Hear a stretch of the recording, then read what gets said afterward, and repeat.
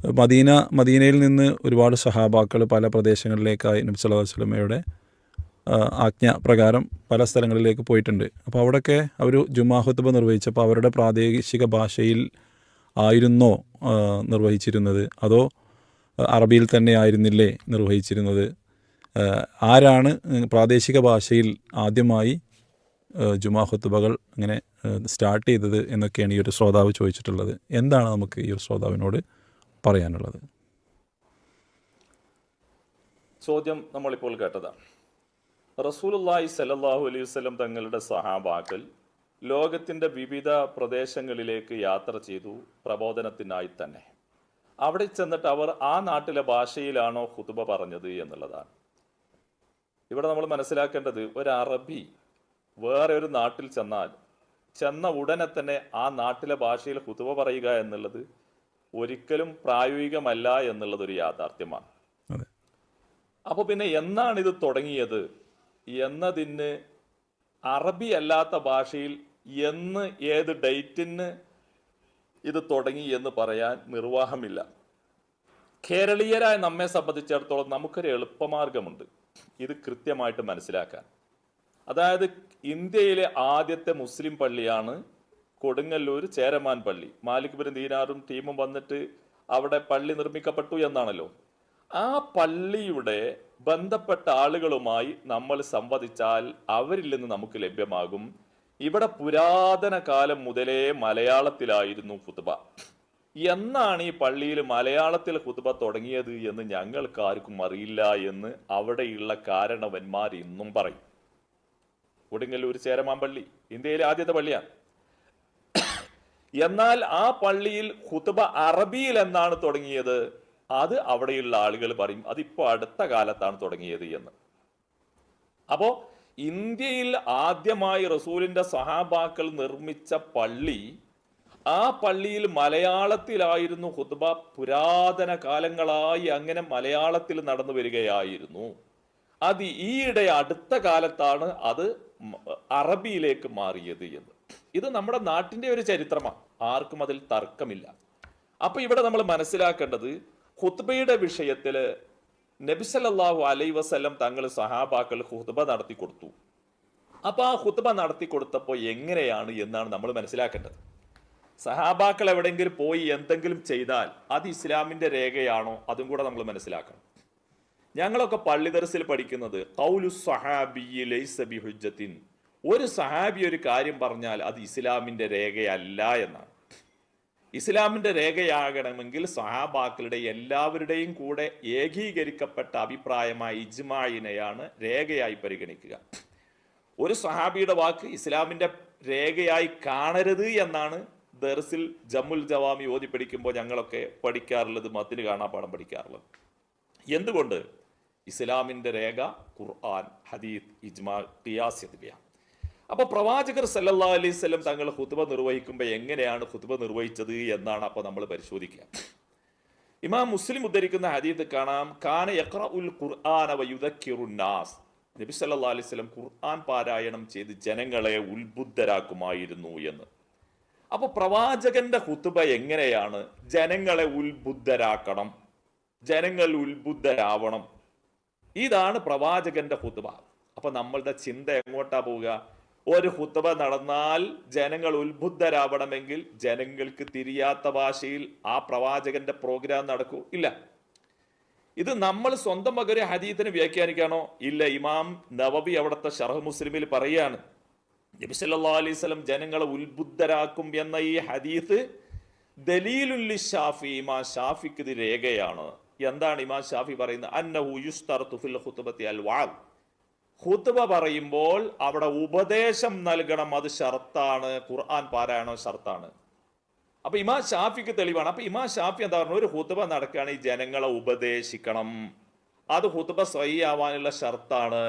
ജനങ്ങൾക്ക് തിരിയാത്ത ഭാഷയിൽ ഉപദേശം നടക്കില്ലല്ലോ. നിങ്ങളൊന്ന് ആലോചിച്ച് നോക്കൂ.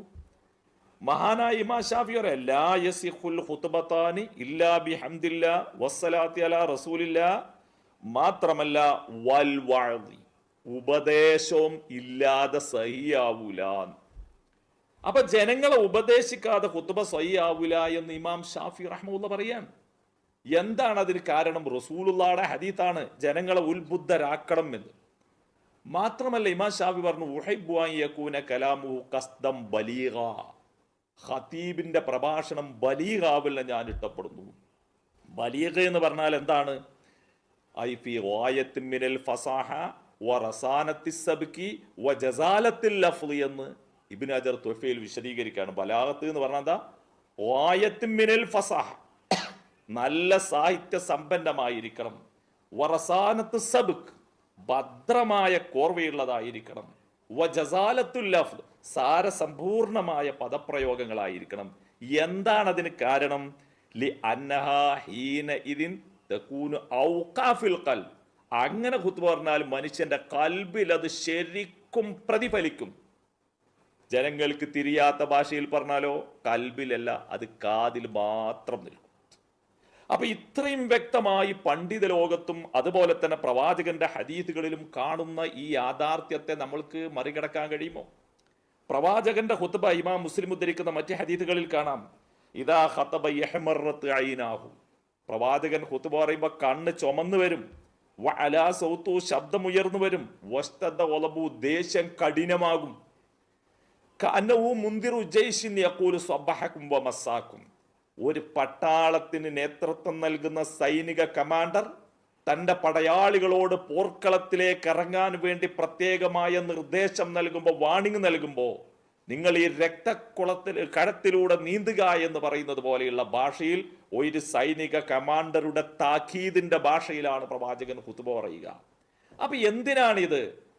ഭൗതിക ലോകത്തിന്റെ പ്രതിഭാസങ്ങൾ കടിമപ്പെട്ട് ഈ ദുനിയാവിന്റെ അന്ധകാരങ്ങളിൽപ്പെട്ട് നിങ്ങൾ മുങ്ങിപ്പോവാതെ അള്ളാഹുവിന്റെ സ്വർഗീയാരാമത്തിലേക്ക് കടന്നു വരണമേ എന്നുള്ള താക്കീതാണ് പ്രവാചകർ സല്ലല്ലാഹു അലൈഹി വസല്ലം തങ്ങൾ നടത്തുന്നത്.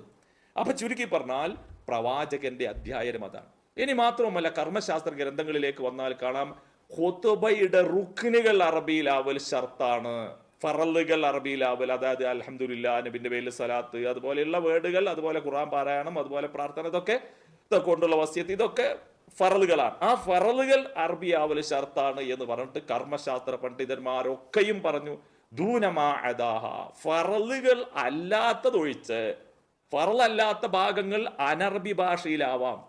ഇനി മാത്രവുമല്ല, നമുക്ക് കാണാം നമ്മുടെ നാട്ടിലെ പള്ളി ദർസിലെയും പട്ടിക്കാട് കോളേജിലും മർക്കസിലും ഒക്കെ പഠിപ്പിക്കുന്ന ഗ്രന്ഥ തുഹ്ഫ, അതിന്റെ വ്യാഖ്യാനമായ ഷെർവാനിയിൽ കാണാം, വ മഹല്ലു ഇഷ്തിറാത്തിൽ അറബിയത്തി, ഖുത്ബ അറബിയാവൽ ഷർത്താവുന്ന സ്ഥലം എവിടെയാണെന്ന് അറിയോ? ഇൻകാന ഫിൽ ഖൗമി അറബിയുൻ, ജനങ്ങളിൽ അറബി ഉണ്ടായാലാണ്. ജനങ്ങളിൽ അറബികളാകുമ്പോൾ അവരോട് അറബി അല്ലാത്ത ഭാഷയിൽ പറയരുത്. അറബിയാണ് സദസ്സിലുള്ളതെങ്കിൽ അവരോട് നിങ്ങൾ അറബിയിൽ പറയണം.